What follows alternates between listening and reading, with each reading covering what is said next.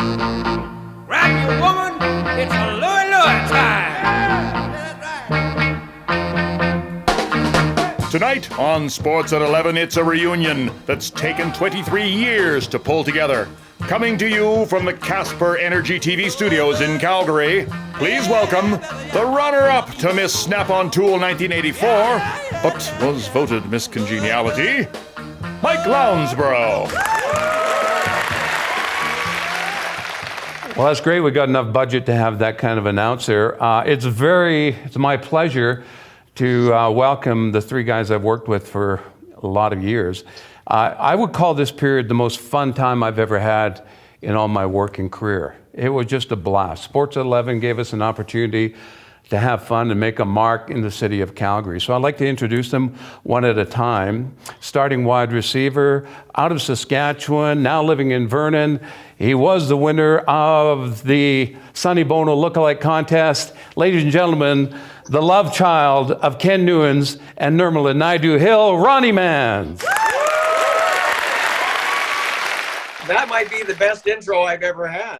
Another wide receiver. As a receiver, he had bad hands and he sure was slow. The mayor of Toronto, a man who used to go by the name of Scott Morgan and Ed Whalen's illegitimate kid, Grant Pollock, the Bulldog. Howdy all. Howdy. And the quarterback, the most organized guy of us all, and a guy who was once voted the sexiest man in Alberta, even though he was living in Toronto, Mike Toth. Mike Toth. Ronnie was the most organized guy, though. Let's get that out. Yeah, Ronnie was the organized guy of the. I noticed none of you named me that, so let's move on.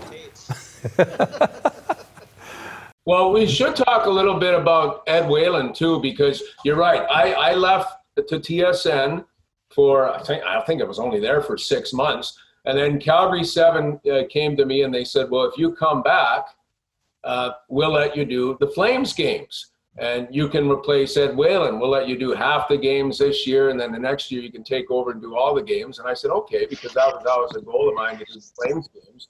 So I came back to do the Flames games, and that soon went out the window because Ed still wanted to hold on and do the Flame games. And I remember, it's funny, Ed and I had an audio booth at Calgary 7, and he was kind of upset with me and the whole situation about being phased out potentially as the Flames announcer. And I was upset because I thought the world of Ed, as we all did, and I didn't want to hurt Ed's feelings. So there, Ed and I are in this audio booth at Calgary 7, and we both started crying. I said, Ed, I didn't want to do this stuff. I know, Ed, you're talking in this audio. So we should talk a little bit about Ed Whalen. I never did take over from Ed Whalen, by the way, thank God, because when I was a young guy, I thought, hey, you know what?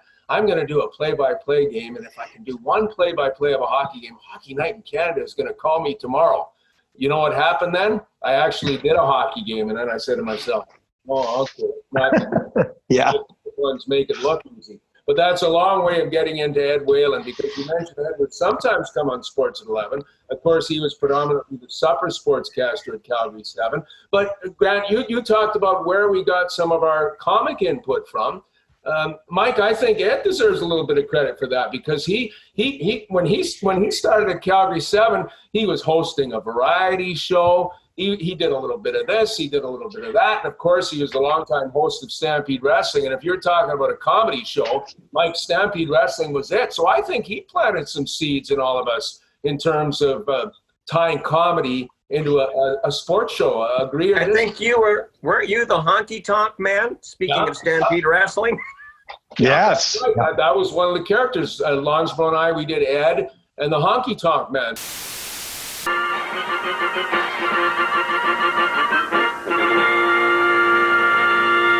You know that the Honky Tonk Man loves limousines and diamond rings. He loves pretty girls and fancy pearls. I'm in a limo right now, baby, and I'm going to pick you up, and we're going to have ourselves a Honky Tonk Halloween. Mercy me. Woo! Here we go. The Honky Tonk Man likes pretty girls and fancy pearls, diamond rings, and limousine. Get in there, lady. Come on. We're going to Honky Tonk Halloween. Woo! Mercy me.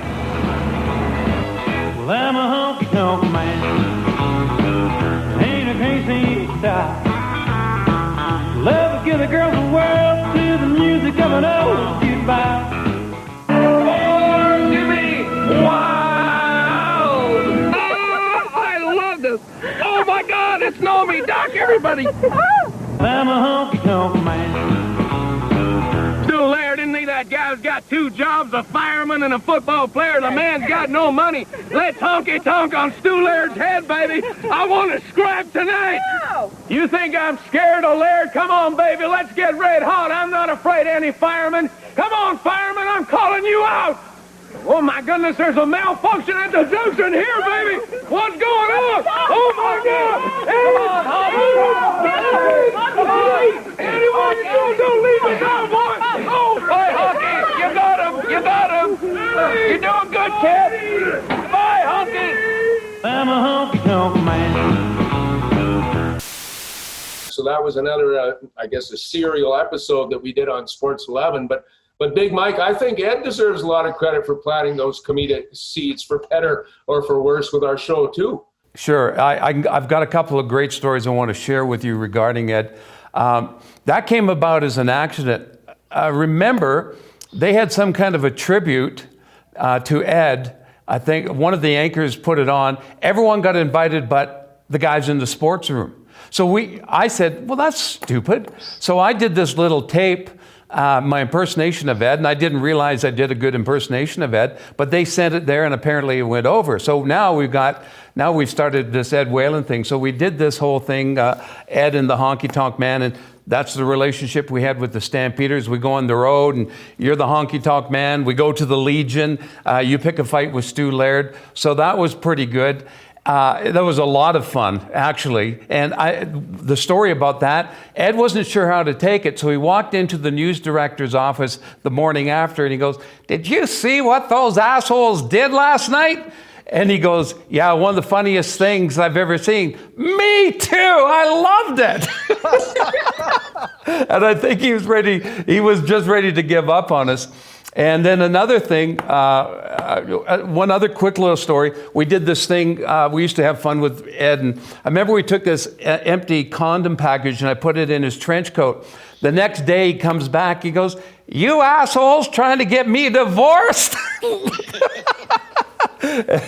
But my favorite Ed story was, it goes back to Stu Hart, and they were having his birthday party, and all the old wrestlers came back. And I didn't know much about wrestling, so I go to Ed. He says, "I need a live hit, kid." I said, "Well, Ed, you know these guys." And he goes, "Well, go get Mucka Singh." And I said, "I don't know. His name's Mike Smith. Or Mike Shaw. Go talk to him. He's a good guy." And I said, "Isn't he an asshole? Isn't he the guy that broke your glasses?" He goes, "Yeah." So I get Mucka Singh, this big guy, 300 pounds, and he's wearing one of those wrestling outfits. That wasn't pleasant. But anyhow, I went to him and he goes, "Hey, Mike Lonsberg, how are you?" And I said, "Good, Mike." He said, "Ed wants us to do a live. Would you mind doing it?" "Sure, what would you like?" I said, "I'll just, we'll pretend we're throwing it to Ed and I'll ask you a quick question about the Hearts." And he goes, "Yeah, whatever you like." And I said, so I'm pretending, "Hi, Ed, I'm down here at the corral. Thanks very much. I'm with Mucka Singh." "Give me that mic, you pretty boy. What do you know about wrestling? You're a pathetic little man. You make me sick." And so does that old man at the end of the camera. "Why don't you come down here and interview me yourself? Are you afraid of me, Whalen? I'm coming to get you. And Jim Davies, I know you're out here, but you're too pathetic to come down here." You make me sick. You send a pretty boy like this down to do a man's sport? What's wrong with you, Whalen? I'm sick of this town. I hate it. I hate the Hearts. I'm out of here. He drops the mic. I pick the mic up and I go, "Well, Ed, that's Mucka Singh." And then he comes back and he goes, "Mike, was that okay?" I said, "Perfect." "Well, I can do it again." But that was Ed. And when we started Sports Shorts, Grant, and do you remember this one where Ed is interviewing Mucka Singh, and Mucka Singh grabs those glasses and he breaks them, and Ed starts hitting them over the head with his microphone. And so we run that on Sports Shorts. It goes crazy. The phone's lit up. Everyone's just going nuts over this. So Monday, Ed comes in and I said, "Ed, we ran this thing." "Oh yeah, how was it?" He said, "People went crazy for it." And he said, I can't believe I can't believe he broke your glasses. And he goes, kid, did you see any glass in those fucking frames? So we learned from the best. Really, we did. You know, people, I get asked once in a while why Ed wasn't on Sports at 11 as often as you guys. And I say, well, he was a contract worker. He wasn't paid to. So when he did go on the show, he wasn't getting paid for it. He did it out of the goodness of his heart. So that just shows you what kind of guy he was. Traveling with Ed, you know, this is not Sports 11, but we did the Flames on 2 and 7. I did it for 15 seasons, 14 with Ed, then the last one by myself. But Eddie was like traveling with your grandfather, though. he was, you know, I'm tired and all this kind of stuff. And one time we're flying home from Toronto, and it's getting late evening in the summertime, and he's agitated. He was fidgety, and he was kind of bugging me a little bit. And I kept saying, Eddie, what's wrong? Nothing, I'm okay.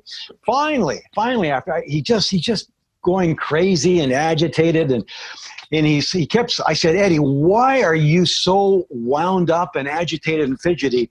Because I got to get back before 5, back to Calgary. And I say, why? He points to his head. I got to get my tape. And he said, if I don't get my tape, I got to be bald all weekend. He didn't get attached.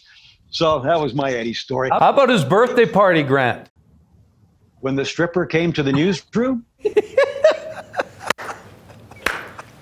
Do that today in a newsroom. Oh, Jesus, we'd be all hanging from the lowest tree. I mean, but that one was so classic because we set it up. His birthday, I think, is during Stampede. I think it is, anyways, July. Yeah. So he had his little Stampede outfit. Do you remember Ed's Stampede outfit? The little fake vinyl little vest and his little bolero tie. And he's just sitting back in his looked like a little kid, just sitting on his desk as the stripper was standing on top of his desk. Oh, he was 60 years old then, boy.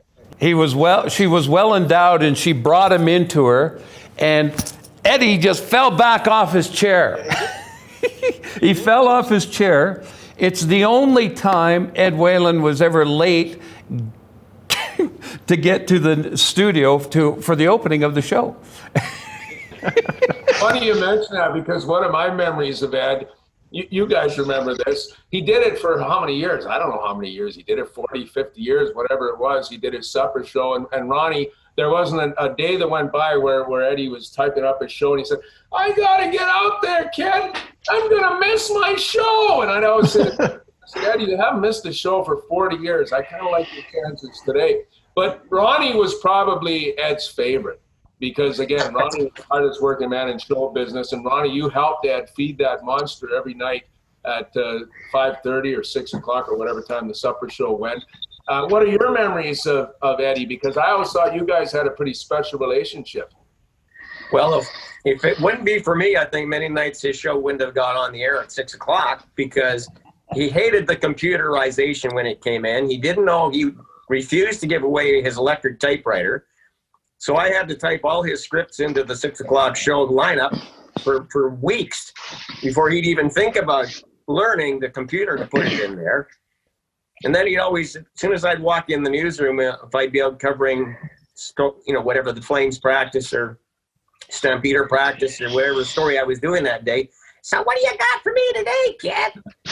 As he sits there and he's leaning back with his gum and he's, what do you got here, kid? Yeah. Oh, I don't need It's like his 30 gum. seconds of that. Give me a voiceover clip on that. I don't like that whole story. But yeah. His gum and his Smarties. Remember, he'd always have a secret stash of Smarties in his suit coat, and he'd pull them out. Yeah, he did. The funniest thing about Ed, he chewed gum like a sailor. He's always chewing gum. And that's maybe where I got it from. But the funniest thing about Ed and his gum chewing, he'd take it and he'd be chawing away until he went on set. Then he'd put it under the desk. Now that's fine if you take it off, but he never did. And I remember the first time I realized that, I was getting ready for TV, put my hand on the desk, and there had to be a pound of gum under the desk, courtesy of Ed Whalen. We'll have more Ed Whalen stories and more from Sports 11, but it gives you a start. Hey, we're just getting warmed up.